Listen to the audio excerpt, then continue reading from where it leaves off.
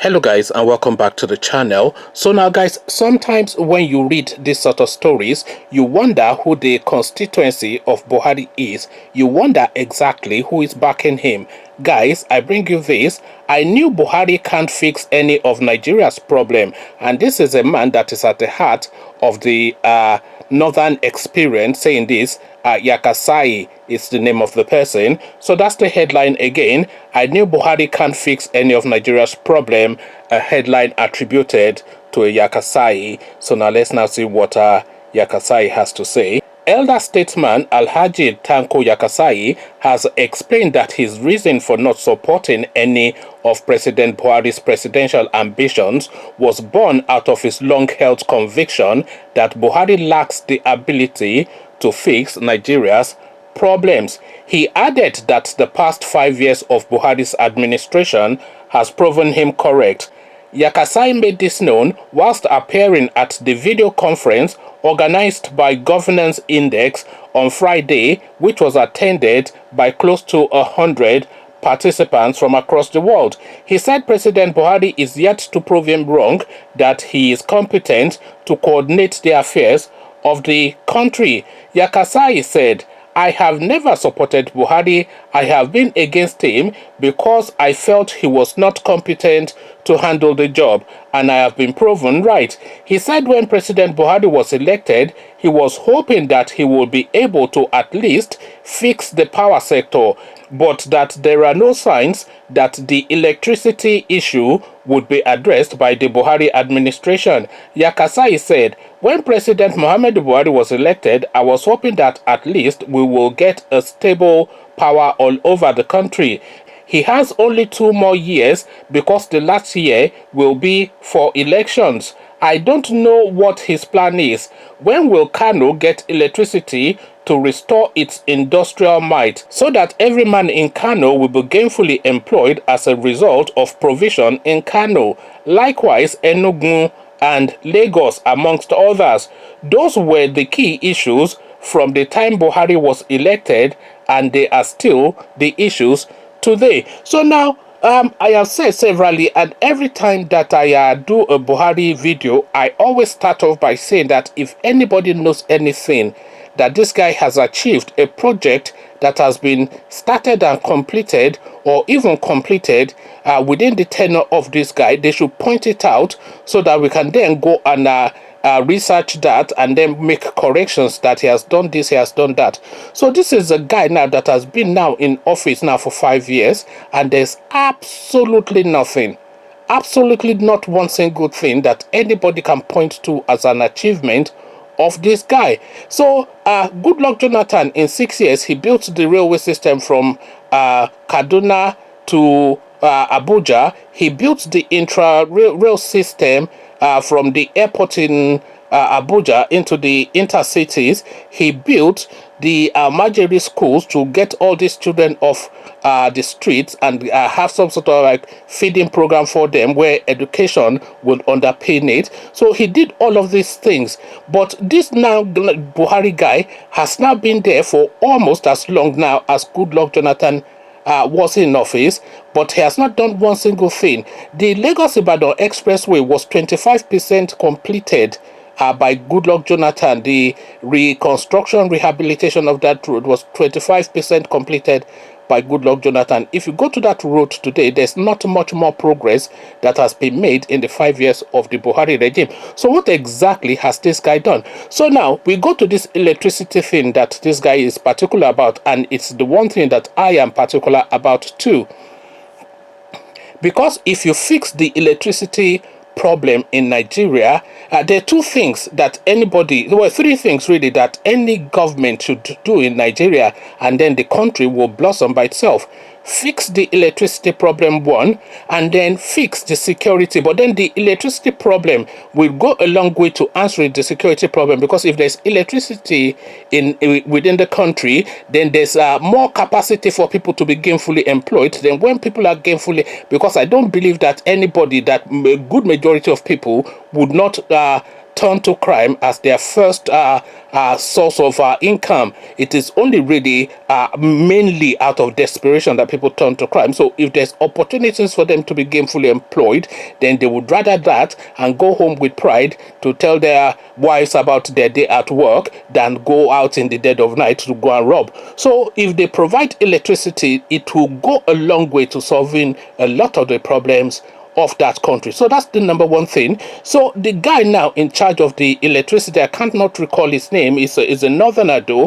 It used to be Fashola, and then they switched it around and then they gave it to a northerner. So now where you would lose all hope is, I saw this guy once, the electricity minister, the minister of power. I saw him in an interview once, and he was talking about the value exchange of the electricity sector. So he said it once, and I thought it was a slip of tongue. And then he went on throughout the course of that interview that I saw him take part in. He went on severally to be making all these grammatical errors and repeating that particular phrase, value exchange.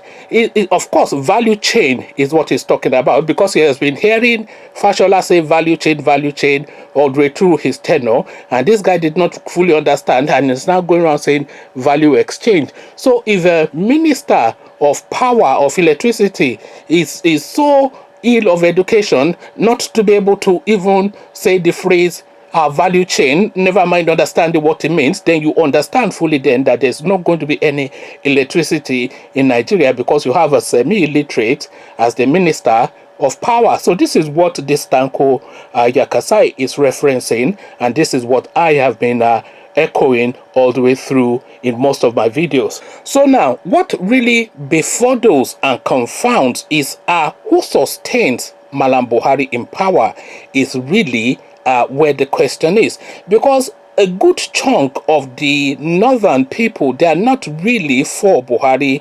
The majority, 80-90%, if not 99% of the southerners, and I'm talking Igbos, Yorubas, and everybody in between, they are not for Buhari. The middle belt of Nigeria, no one there is for Buhari. So who exactly is for Buhari, and who exactly is sustaining this guy in power? Because this Yakassai, of course, he backed Atiku, so he's not saying give it to a Yoruba man, but he understands that there has to be some sort of a semblance of balance and equity in the governance of the country in order for the country to progress. This Yakassai guy I'm talking about, he understands that. So now the face and the texture of the Malam Buhari regime, of course, reflects one thing and one thing alone: Malam Buhari and his tribesmen. This is effectively because of course we've already discussed often enough, and this minister of power is another example again. An incompetent person will be put in place for having fulfilled the only requirement of the Malam Buhari regime, which is that he's Hausa Fulani of his own faith. So this is the only requirement, and this is really what is now holding that country back, because there's absolutely no way on earth, on God's own earth, that somebody that will be saying value exchange, and not as a slip of tongue, but as his understanding of what that phrase means, because he thought he was using technical language by saying value exchange. But somebody that will be saying value exchange instead of value chain, to be put in charge of the ministry of power, the most important and the most immediate need of the Nigerian population, that already tells you then that they have no ambitions in that sector, and they're just there to continue to loot money. So they have generators in Aso Rock, and all of the power grid is piped into Aso Rock. They will never not know what darkness is in Aso Rock. And all of the ministers and PAMSECs, they have very silent generators in their own home. So the generator will be running, but you won't even know that there's anything running in that compound because it's so silent. So these guys, they live an insulated life, and as quickly as they like, they're out of the country to go and relax in one of their many properties all over the world. So they have no interest in you. So having this guy, this value exchange guy, as the minister of power is not really anything that concerns them, because they have no interest in really providing electricity. There was more electricity, by the way, under the Goodluck Jonathan regime than there is under Buhari regime, because under the Goodluck Jonathan regime, they were reporting in Lagos that they were getting at least almost like half a day electricity almost on a daily basis, and they were pushing to increase that. But now, if you get electricity a day a week, half a day a week in Lagos, you will say up NEPA. So we are back to square one again. By the way,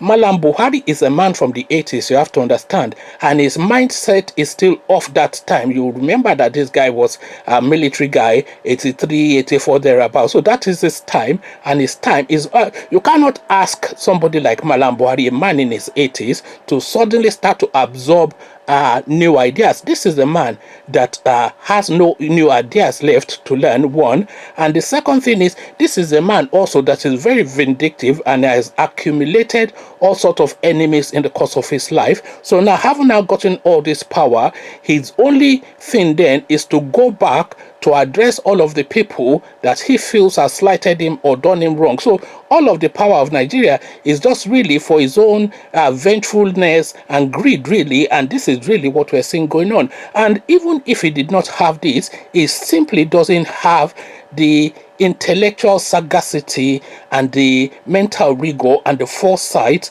to be able to propel a country like Nigeria. Nigeria is too complex and is too dynamic to be led by somebody like Buhari, who is of a low IQ. Buhari, under normal circumstances, should not be more than a megad. I have to say that. Buhari, under normal circumstances, should not be more than a megad, because he doesn't even have enough of a capacity to be like to manage an office, never mind managing a country. If you put him in an office, it's too rigid and too inflexible and too low of wit to be able to really manage, unless you want him to run your business down as he's running Nigeria down. So this is really what this Tanko Yakassai is saying. But if Tanko Yakassai is saying this, and I am saying this, and you are off that fault, then who really is underpinning the Buhari thing? Well, what is underpinning the Buhari thing are all of the structures that he has surrounded himself with. The Minister of Justice is Malami, the Chief Justice is a loyalist, the Inspector General of Police is a loyalist, the Army Chief is a loyalist. So all of the structures, the National Security Advisor is a loyalist, the EFCC guys. So all of the structures that's meant to be of account and probity and to act for the will and the interest of the people are there only to serve his purpose. And of course, Mahmoud Yakubu, the INEC chairman, is his own man too. So where else is the rescue of Nigeria? So this is really all this guy needed, these people that he has surrounded himself with, because within those people is Nigeria, and not those peoples, by the way, but those positions, those offices, the National Security Advisor, the Army, the Justice Department, the election chairperson. So outside of that, there's nothing else that rescues the country, because you cannot go to law. You will meet the Chief Justice here, who is his man. You cannot take to the streets. You meet the army guy there and the police guy there, who are his men, and you cannot even go to the ballot to try and vote him out. You will meet his man there. So where is the way out? So this is really his constituency. Corruption is his constituency. Conversations in the comment section. The Northerners are also against him. So who is for him? Is it you, or is it as I've just described? Conscious thought. But before you do that, click on the red subscribe button so it turns gray. Bell button notifies you every time I drop any video. Then come tell me which way out regarding this Buhari matter in the comment section. So I'll leave you here. Carry this conversation on with you in the comment section. But here, I say, peace.